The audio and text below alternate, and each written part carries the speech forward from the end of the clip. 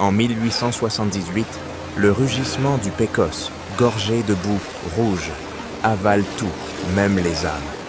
Jean-Louis Moreau, mercenaire brisé par la guerre, s'accroche à un débris de bois, luttant contre la mort dans un tourbillon glacial.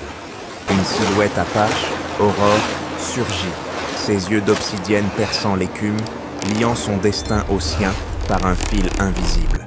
Ce sauvetage n'était que le début, une dette de vie, un secret enfoui, et une promesse qui pourrait les consumer. Où mènera ce lien forgé dans le sang et le sable? Abonnez-vous pour ne rien manquer. Partagez en commentaire d'où vous écoutez, Paris, Montréal ou ailleurs. Restez jusqu'au bout, leur serment vous hantera. Le Pécosse hurlait, un monstre de boue rouge dévorant la vallée du Nouveau-Mexique en ce printemps 1878. Les eaux, gonflées par la fonte des neiges des Sierra Blanca, charriaient des branches brisées comme des os et des rocailles, arrachées comme des dents. L'air vibrait, lourd d'une humidité fétide, saturé d'odeurs de terre éventrée et de fer. Jean-Louis Moreau, 38 ans, ancien mercenaire au regard usé par les batailles, se tenait sur la rive est, ses bottes enfoncées dans le gravier craquelé. Ses cicatrices, souvenirs d'une guerre civile où les hommes tombaient comme des mouches dans la boue de Gettysburg, palpitaient sous sa chemise râpée. Son cheval, Étoile, un hongre blanc couturé de vieilles de blessures, renâclait, sentant le danger. Jean-Louis n'avait pas le choix. Son ranch, un lopin de terre aride à quelques miles, réclamait des provisions. Cartouches, cordes, clous pour tenir face à l'hiver qui revenait toujours trop vite. Les récits du coin, colportés dans les saloons enfumés, hantaient son esprit. Des troupeaux engloutis par le Pécosse, un chariot pulvérisé l'an passé, un gamin retrouvé noyé, le corps gonflé comme une outre à des miles en aval. Mais il talonna Étoile, l'animal s'engageant dans le courant, ses sabots glissant sur les galets, traîtres. L'eau monta vite, léchant les jarrets, puis les fontes de la selle où cliquetaient les munitions. À mi-parcours, le Pécosse frappa comme une bête. Un mur d'eau glacée heurta Étoile, qui rua, ses postérieurs dérapant sur une plaque d'algues. Jean-Louis serra les sirènes, muscles bandés, mais le cheval bascula, son corps massif s'écrasant dans un jaillissement d'écume. L'homme fut arraché de la selle, le fleuve l'engloutissant d'un coup, comme une main géante refermée sur sa poitrine. Le froid mordait, plus vif que les baïonnettes de Shiloh. Il sombra, le monde réduit à un tourbillon de bulles et de limon rouge. Le rugissement du courant emplissait ses oreilles, évoquant les canons de ses nuits hantées. Ses bottes raclèrent les pierres du fond. Ses bras fouillèrent l'abîme, agrippant une branche qui céda comme du bois pourri. « C'est fini ?» pensa-t-il, non en panique, mais avec la résignation lourde des vétérans, celle qui l'avait saisi jadis, gisant dans une tranchée, le sang chaud coulant sur sa cuisse. Pourtant, son corps luttait, instinct brut contre l'inévitable. Il creva la surface une fois, aspira une gorgée d'air fétide, avant que le courant ne l'entraîne à nouveau. Une branche lourde le frappa à l'épaule, le faisant pivoter dans un tournoiement noir. Le néant l'avala. Il reprit conscience dans un spasme, recrachant des litres d'eau saumâtre, roulé sur le flanc dans un lit de sable humide et de feuilles pourries. Ses côtes hurlaient à chaque souffle, sa gorge était un brasier. Il s'accrocha à la rive comme un naufragé, haletant, les muscles tremblants de froid et d'épuisement. Comment était-il là? Son regard trouble balaya les environs. Étoile, tremblante mais vivante, broutait à une dizaine de pas, ses flancs luisants d'eau. Puis il la vit, à quelques yards, figée dans l'ombre des cotonniers. Aurore, une femme apache, pieds nus, noircis de boue, sa robe de daim mouillée, collant à ses jambes fines. Ses cheveux, tressés d'une lanière de cuir usé, cascadaient sur une épaule. Elle ne bougeait pas, bras le long du corps, ses yeux sombres, aiguisés comme l'obsidienne, rivés sur lui. Pas de peur, pas de pitié, juste une vigilance de prédateur, comme si elle avait vu 100 hommes comme lui se noyer et en ressortir à demi-mort. Jean-Louis déglutit, essuya sa bouche d'un revers de manche crotté. Sa voix sortit en un croassement brisé.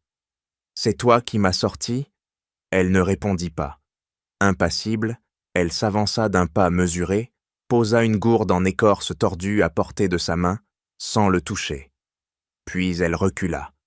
Il but, s'étouffa, cracha, but encore. L'eau fade le cloua à la vie.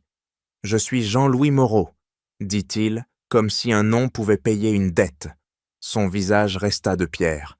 Après un silence lourd comme la boue du Pécosse, elle parla, en anglais hésitant, voix basse et ferme. « Tu étais lourd. » Le soleil déclinait, striant les feuillages d'or pâle. Le Pécosse grondait encore, indifférent. Aurore, veuve depuis 2 ans, son époux Étienne abattu par des soldats béliers blancs, fixa l'horizon. Jean-Louis, adossé à un tronc, chemise plaquée à la peau, sentit une pulsion sourde, une dette, un fil tendu par le destin.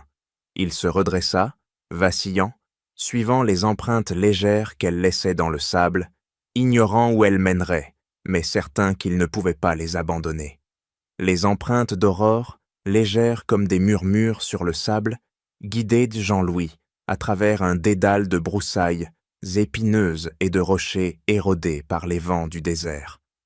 Le Pécosse derrière lui grondait encore, mais son rugissement s'estompait. Avalé par l'immensité aride du Nouveau-Mexique en ce printemps 1878. Chaque pas était un effort, ses bottes gorgées d'eau alourdissant ses jambes, son épaule lancinante là où la branche l'avait frappé.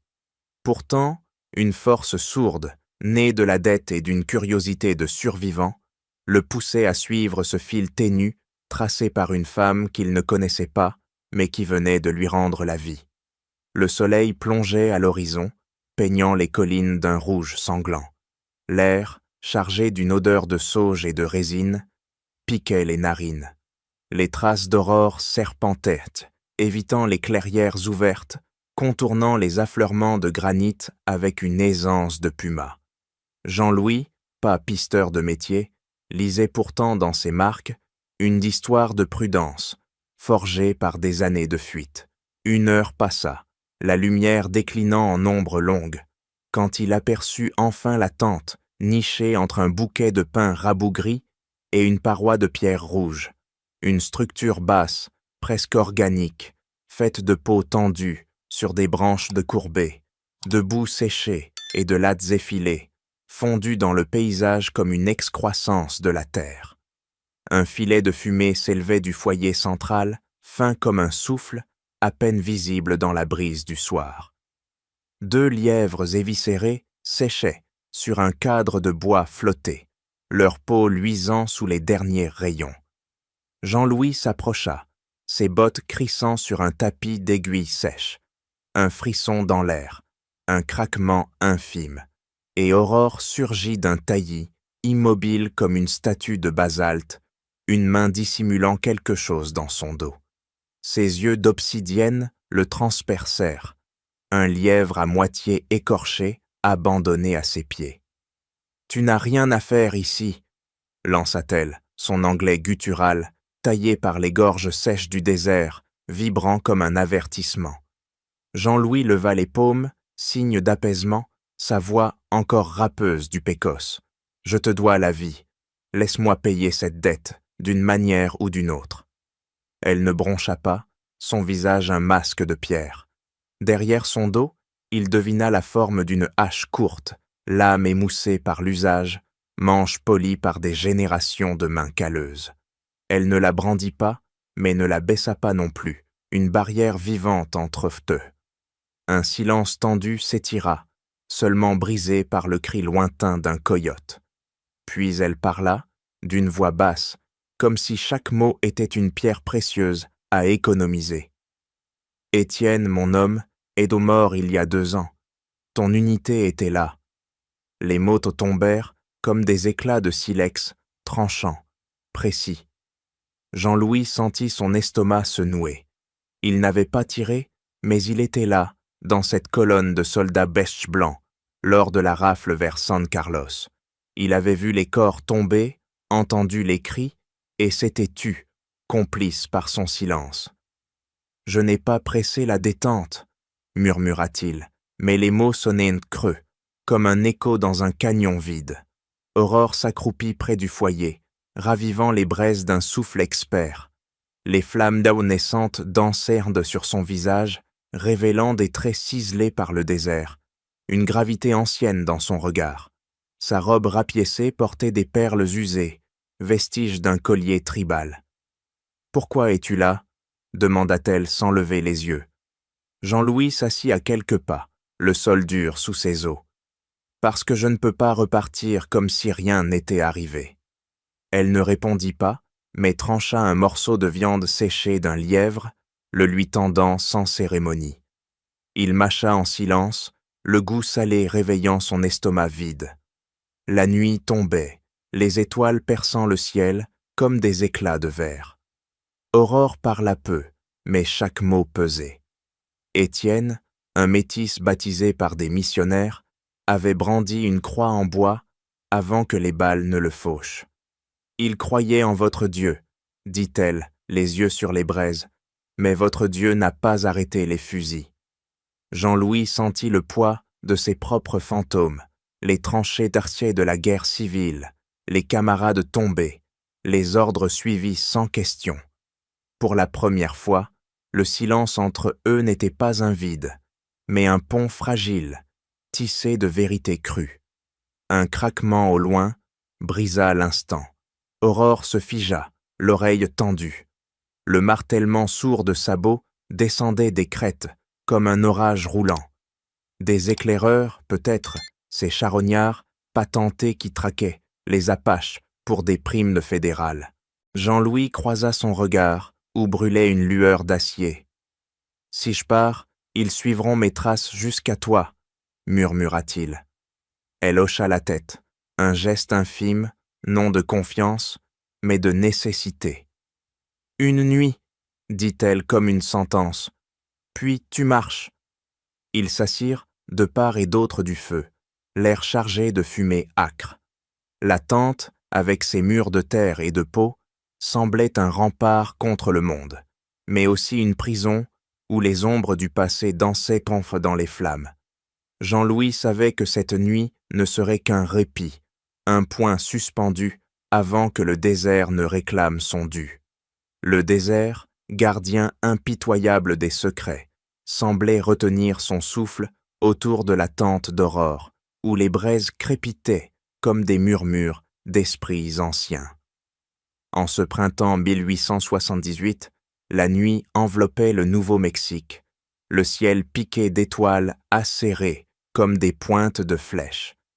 Jean-Louis, assis face au feu, sentait encore le poids des mots d'Aurore, son accusation silencieuse sur la mort d'Étienne, gravée dans l'air aussi lourdement que la fumée de sauge.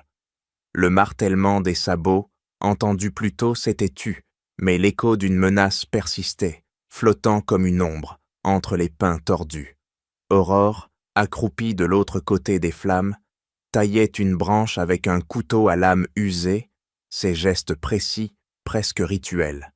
Ses daidounes yeux, reflétant les lueurs orangées, ne quittaient pas le bois, mais Jean-Louis savait qu'elle guettait chaque craquement, chaque souffle du vent. « Ils viendront » dit-elle enfin, sa voix basse comme le grondement d'un orage lointain. « Les éclaireurs, ils flairent le sang comme des coyotes. » Jean-Louis hocha la tête, ses doigts verts frôlant la crosse de son colt, le métal froid contre sa paume moite. Il connaissait ces hommes, des charognards, en kaki, payés pour traquer les Apaches jusqu'aux confins des terres arides. Un vent sec balaya la clairière, faisant danser les flammes. Jean-Louis rompit le silence.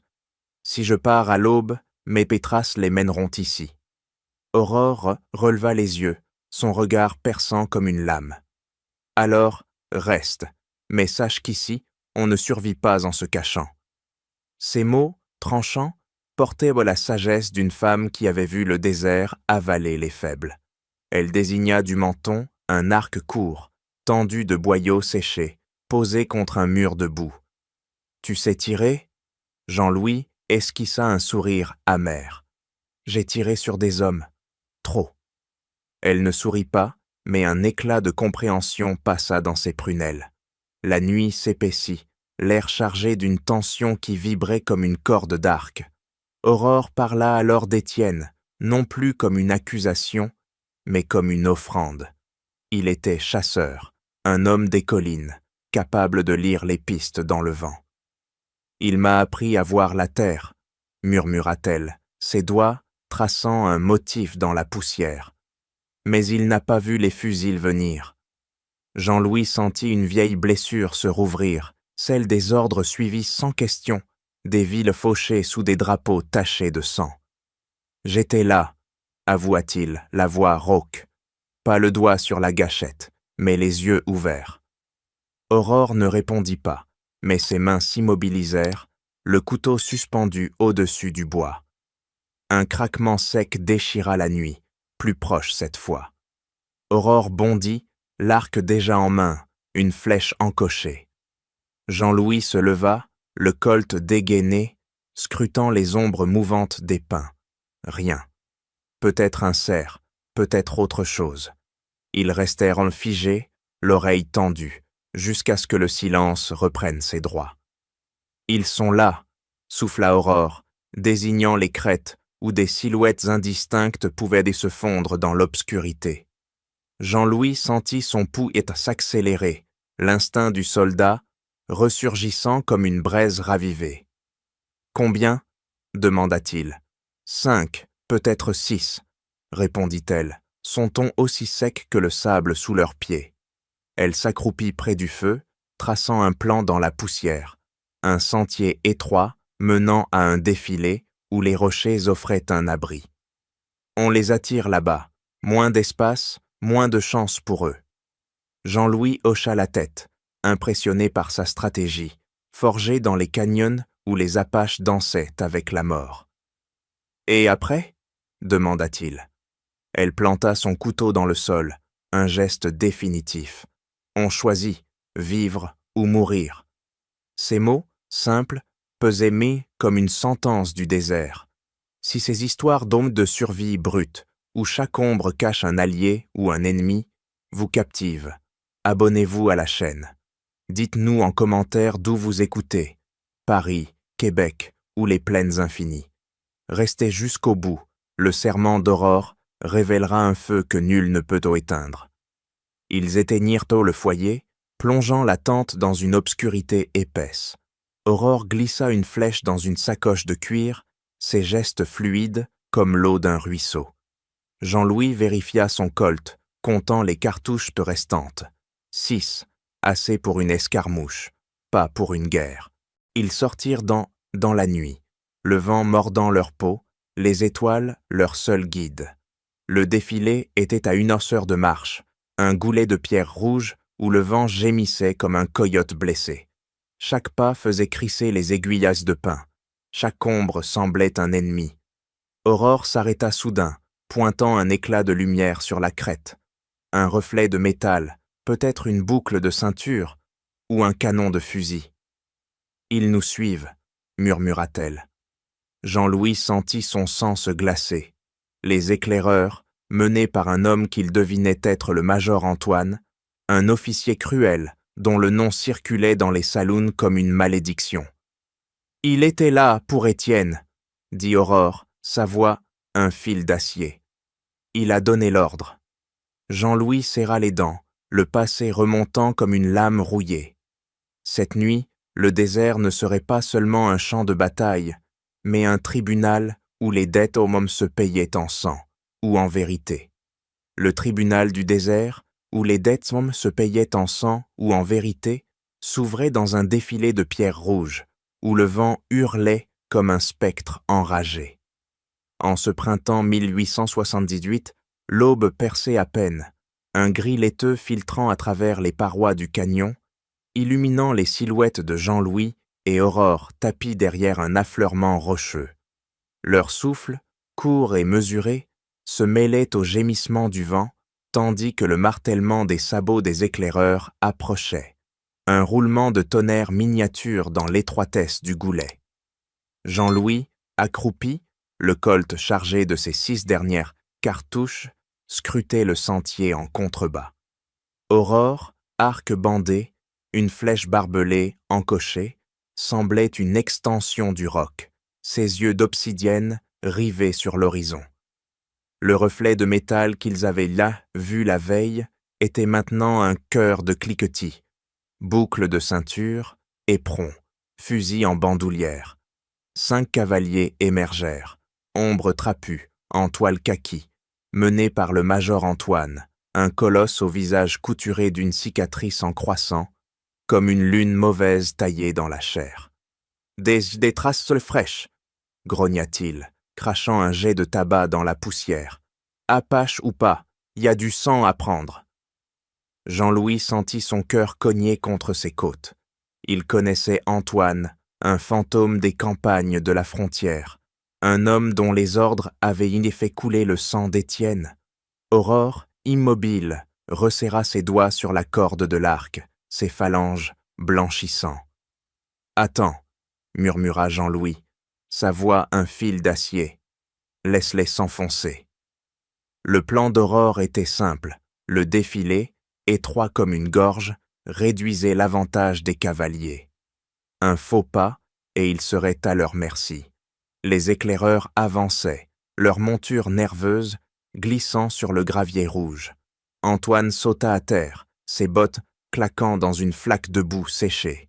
Il renifla l'air, comme un limier, son revolver dégainé. « Ils sont là, les rats !» ricana-t-il, pointant un doigt vers une empreinte à demi effacée. Celle de Jean-Louis, maladroite dans la hâte. Aurore, sans un mot, ajusta son tir. Jean-Louis posa une main sur son bras. Pas encore. Plus près. Elle hocha la tête, une entente forgée dans l'urgence. Soudain, un des éclaireurs, un jeune au visage mangé par la barbe, repéra un éclat de tissu déchiré sur un buisson, un lambeau de la chemise de Jean-Louis. « Là-haut !» hurla-t-il, levant son fusil. Le chaos explosa.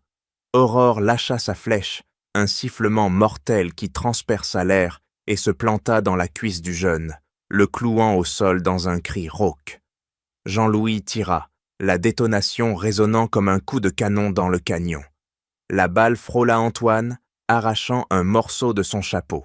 Les éclaireurs ripostèrent, un déluge de plomb ricochant sur les rochers comme des frelons enragés.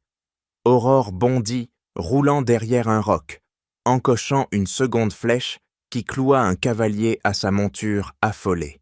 Jean-Louis rechargea, ses doigts d'Arsum tremblants mais précis, abattant un troisième homme d'une balle en pleine poitrine, son corps s'affaissant comme un sac de sable. Antoine, rugissant, chargea l'affleurement, son revolver crachant des flammes. « Bâtard !» hurla-t-il, visant Jean-Louis. Mais Aurore, surgissant comme un coyote, lança la corde qui l'avait sauvé du pécosse. Le nœud s'enroula autour du poignet d'Antoine, le déséquilibrant. Elle tira d'un coup sec et il bascula, son dos heurtant une saillie de pierre. Jean-Louis plongea, évitant une balle qui siffla près de son oreille. Il se redressa, tirant à nouveau, touchant un quatrième éclaireur au bras.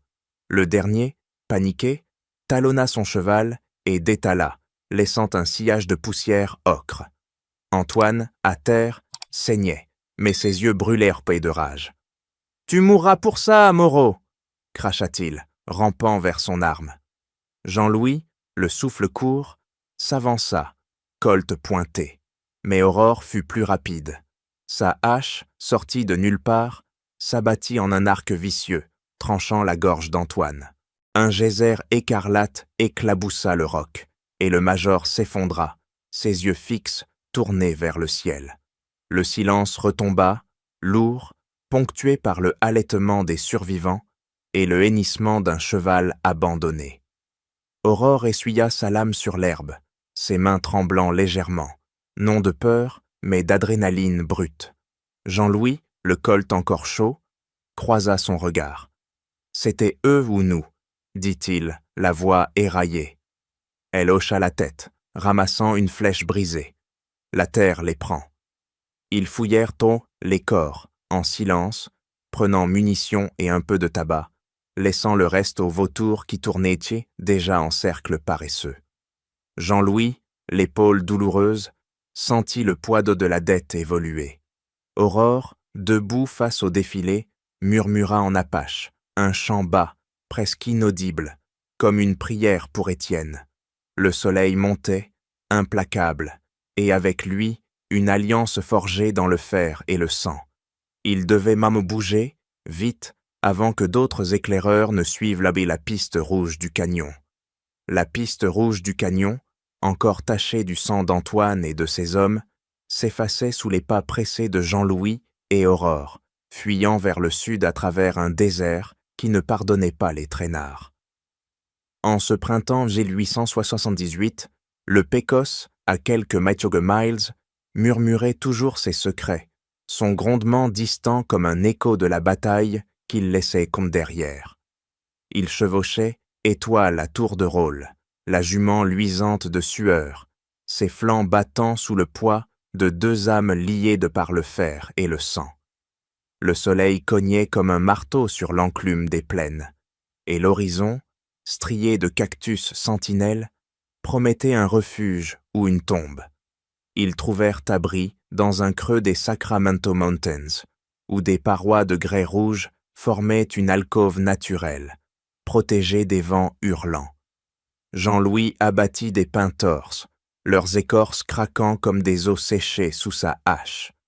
Aurore, les mains noircies de terre, creusait un foyer central, disposant les pierres en un cercle sacré, évoquant les tipis de ses ancêtres sans en prononcer le nom. Ensemble, ils érigèrent une cabane de madriers, taillée, ancrée dans le sol comme une racine rebelle. Les chevrons, cloués sous un ciel zébré d'éclairs lointains, grinçaient sous les bourrasques, mais tenaient non bon. Les jours se muèrent en un rythme dicté par le désert, impitoyable mais généreux pour qui savait lire ses signes. Jean-Louis creusa un puits peu profond, où l'eau suintait comme un secret jalousement gardé. Aurore tressait des nattes de yucca pour calfeutrer les fentes, ses doigts, agiles, défiant les nuits se mordantes comme des vipères. Le soir, autour d'un feu de sauge et de branches résineuses, ils partageaient du gibier rôti, le jus sifflant dans les braises comme une offrande. Aurore suspendit une croix brisée, celle d'Étienne, au linteau de la porte, ses éclats de bois poli captant la lumière du matin. À côté, Jean-Louis posa un insigne rouillé, arraché à son paquetage, terni par les marches forcées de la guerre. Ces reliques, côte à côte, n'étaient pas un acte de pardon, mais un mur de cicatrices, un serment muet que le passé ne les enchaînerait plus seuls. Les nuits apportaient dans des tempêtes intimes.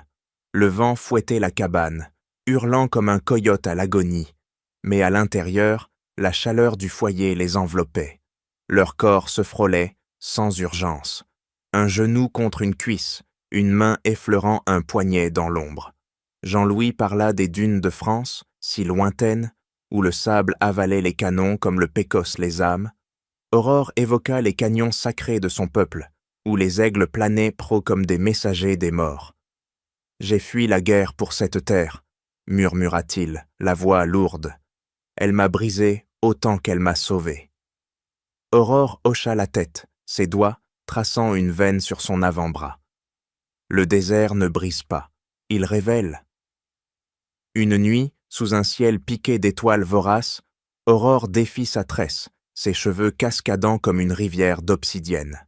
« La ligne que nous tenons n'est plus une fuite, » dit-elle, sa voix basse comme le grondement souterrain d'un torrent. « C'est une racine. » Jean-Louis posa sa paume sur la sienne, sentant le pouls battant sous la peau tannée par le soleil.